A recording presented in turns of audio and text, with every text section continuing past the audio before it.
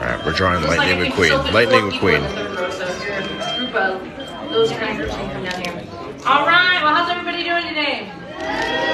That's great to hear. Welcome to the Animation Academy. My name is Sarah. I'm a Disney artist here. I'm going to be teaching you how to draw Lightning McQueen in this class. My friend Darren up there is going to be helping us on out. He's also a Disney artist, so should you need help with your sketch, should you need a new pencil, just raise your hand nice and high. If you need to leave early, we completely understand. Just remember your exit doors are these three up here, and Darren's showing you if you give it a nice big push, you can leave at any point in time in this class. But this class is a rough drawing class, so I'm going to be guiding you through how to draw Lightning McQueen. But we're going to start off with a very basic shape. We're going to start off with a rectangle. As you're sketching, though, you have to keep in mind is that you don't have an eraser to the backs of your pencils. So if you do make a mistake, that is okay. Just leave it nice and light. That's why we always start off nice and light, no matter what we're drawing on Lightning McQueen. We're going to darken the things up that we want to keep, and those are the things that are going to pop forward. It's hard to imagine it right now because you're like, no eraser? Yes, I know, some of you are still caught up in that. Don't worry about it. But follow along with me. Are you ready? Yes. All right, so we're going to draw a rectangle. I would say about the size of like a butter stick. That's like the type of length and the thickness that you want. I'm going to go toward a little bit lower on my page just to leave room because we're going to draw in another rectangle on top of this.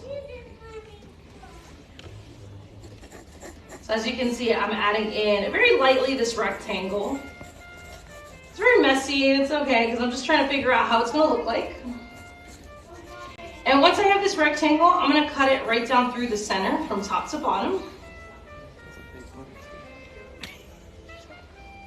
And on top here, this is where we're going to add in a second rectangle. But what I'm going to start off doing first is I'm going to add in these two lines just a little bits away from the very edge of the first rectangle.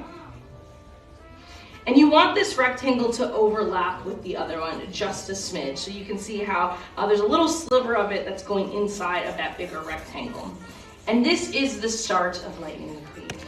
It's nothing like him. He does not look like he can win a piston cup race at all. At least just right now with how he looks like. So let's start drawing more of his other features. I'm going to go up here towards the top of the slider portion. I don't want him to be so boxy. I do want him to look a little bit more aerodynamic. So I'm going to shave off a little section, a little corner of that top rectangle.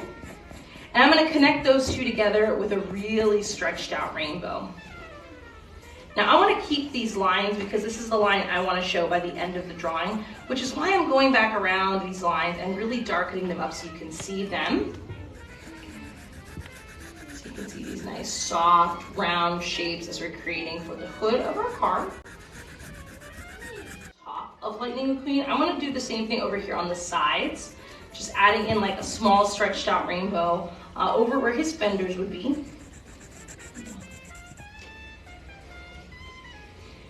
And then I'm also going to just bring and really round out the top corner of the rectangle, the bigger rectangle that we started off with. And I'm going to shave off a little triangular section towards the bottom here. So you can see that really Lightning McQueen's turning into like a muffin. But that's what we're looking for. We want this like muffin shape for our car. Right now, when you go back to darken up these lines, you're going to have the whole body of the car. But obviously, what does a car really need to function? Wheels.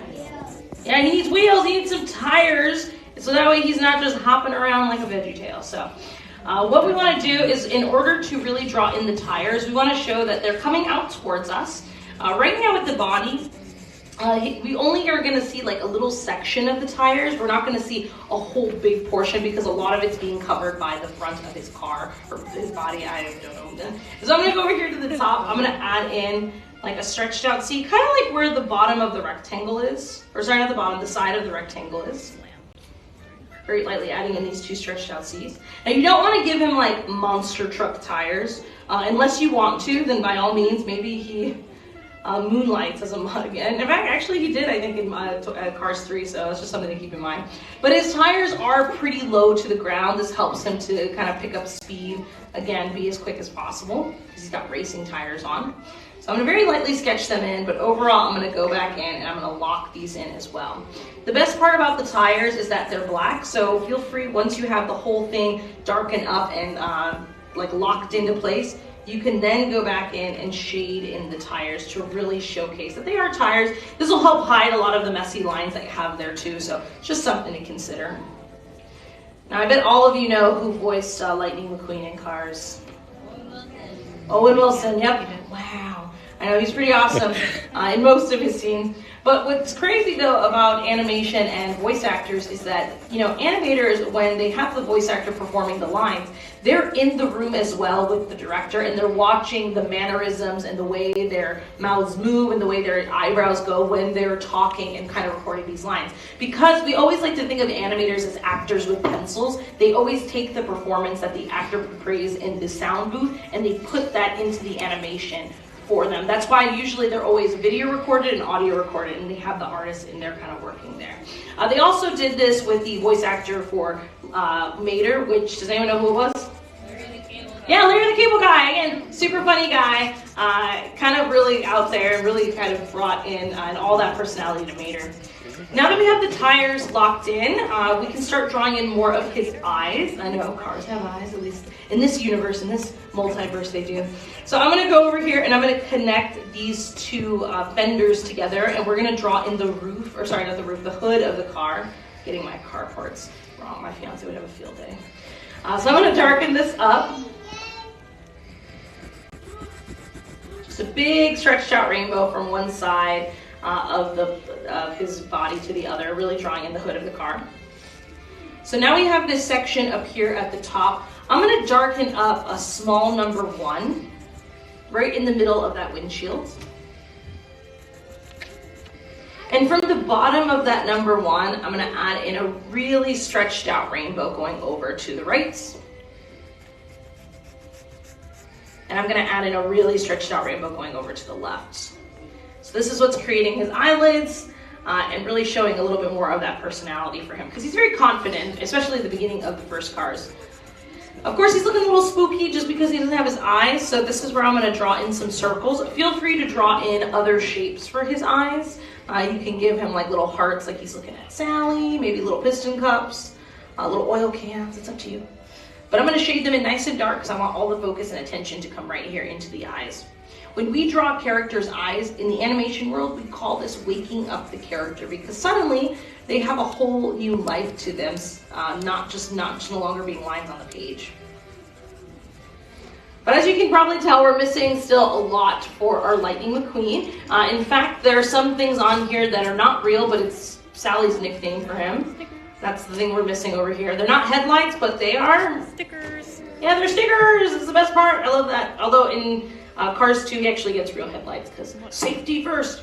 So as you can see, I drew in these sponge type of rectangles. They kind of look like very round. They're not too harsh and edgy. And I'll go back in. I'm going to lock these in.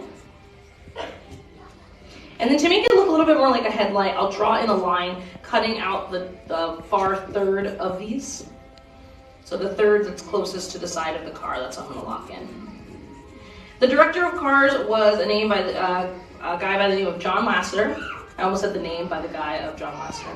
The guy by the name of John Lasseter. He was one of the founders of Pixar. There was another founder for Pixar that actually played a huge part in Pixar's role and just their success, and that man was Steve Jobs and Apple. And so because of that, John Lasseter was very happy and grateful for Steve Jobs for being able to invest in this company. That in Cars, there's a tribute to Apple. There is one of the cars has the Apple logo on him, just as a tribute for Steve Jobs. I'm starting to draw in Lightning McQueen's smile. You can see I drew in this little rainbow over here on the left, and I'm just stretching over to the right-hand side. A big stretched out U. You can leave him just like this, or also you can drop down his smile. Just makes him look a little cuter. And I'm just bringing it up around to the top. And then up here towards the hood of the car, he's got his logo for his sponsor. Does anyone remember who his sponsor is? Rusty's. It's my favorite. Love them. Another cool Easter egg is that in Toy Story, which was the first ever Pixar film, the gas station in which Woody and them stop at was a Dynaco gas station, and that is also one of the sponsors for the cars in Cars for the Piston Cup. So I think it's kind of wild when you think about it. And that's why some people think that there's that all the Pixar films are connected in some way. They call it the Pixar theory. I'm sure some of you have heard about it before. This is pretty much almost done with Lightning McQueen, but we are just missing one thing. We're missing his numbers. Anyone remember what his number is? 95, exactly. Which, does anyone know what year Toy Story came out? 95. 1995, exactly. So I'm just gonna add in this little box over here underneath that headlight. And I'm just gonna write in 95. There he goes, his little number.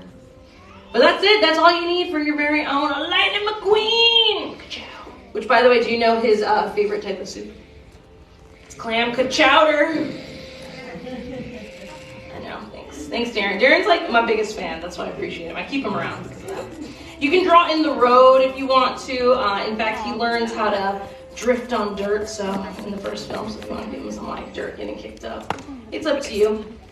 But once you're done, the final and last thing left to do is just don't forget to sign your name somewhere down at the bottom.